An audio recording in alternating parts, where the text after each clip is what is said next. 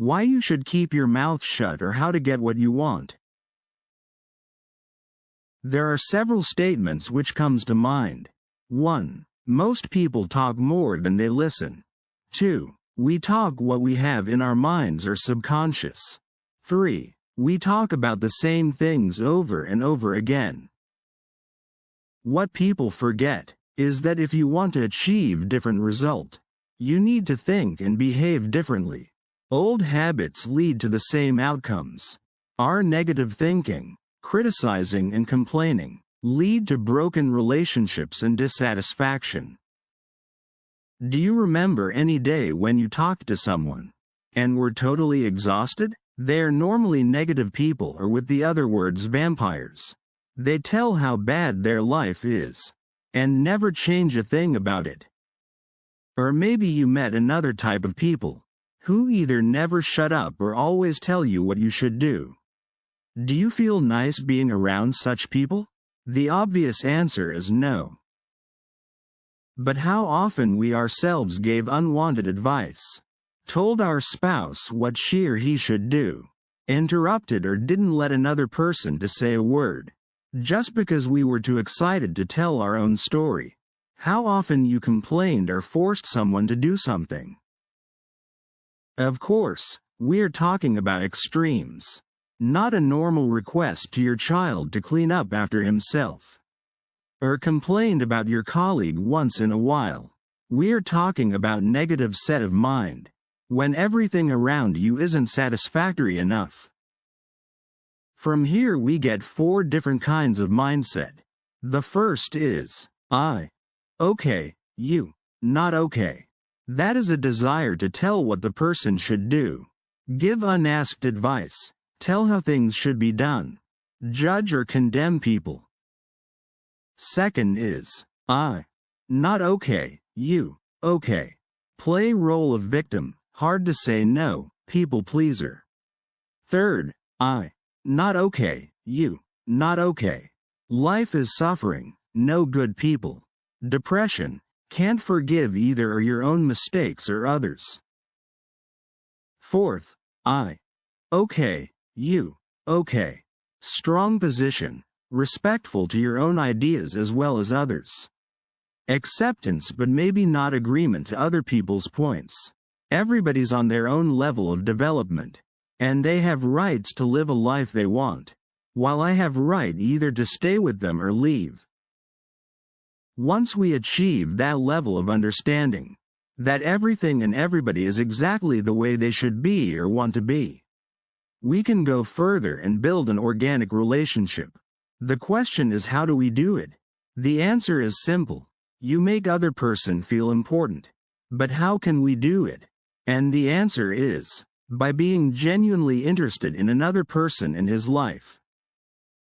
From the very beginning of the conversation, you have to try to make contact with person by trying to understand what his values are.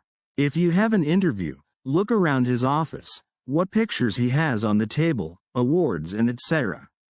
If you meet a person on the street or shop, look for things that person put a lot of effort for. Is he proud of his kids, dogs or car? Does she have her nails done beautifully? All the small things help you immediately to build a rapport with that person. Once the person is comfortable with you, here comes next, positive conversation. A cheerful person full of life and smile on his face always brightens up our day. Avoid negativity at all cost. It won't play you well in the long run.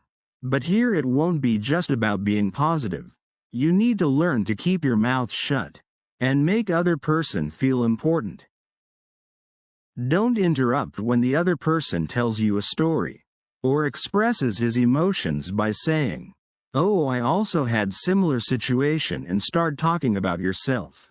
Best is to make him talk as long as possible by asking genuine questions and being active listener.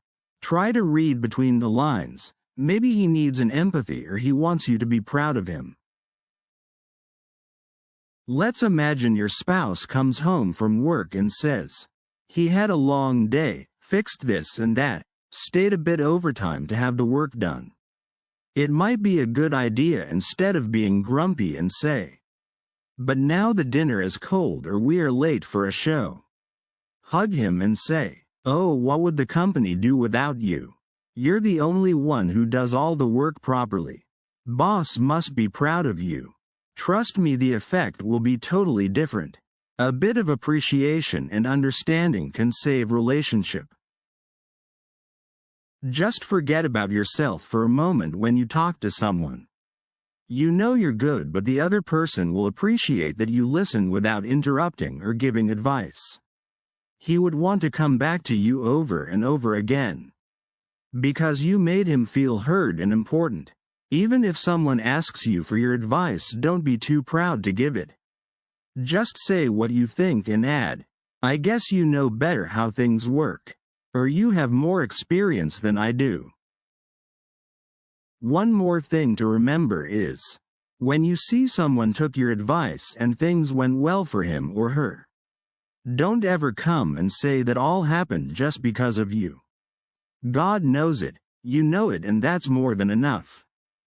Be proud silently that you could help someone and save his face in front of others. One day somebody will save yours. Avoid criticism, self-pity, humiliation, pretensions, comparison to others. Ultimatum: if you don't, I will. Taking for granted, not to thank or admire. Or just think that the person must do something for you. All these negative points destroy your life, be it at work, home, or friendship. And understanding that the other person has all the resources to live a life to its best, has rights to have his own opinions, and that he is craving for recognition, will lead you to right behavior, respect, admiration, and most important, it will build an organic long-term relationship. Another secret which will help you to get what you want is to make your ideas theirs.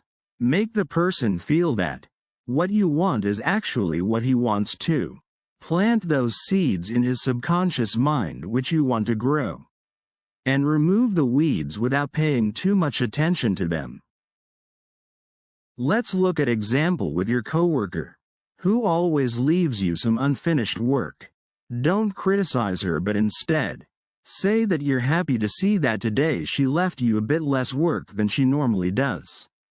Then praise her good work in front of the others, and in a while tell her that you're really glad working with such a reliable person as her.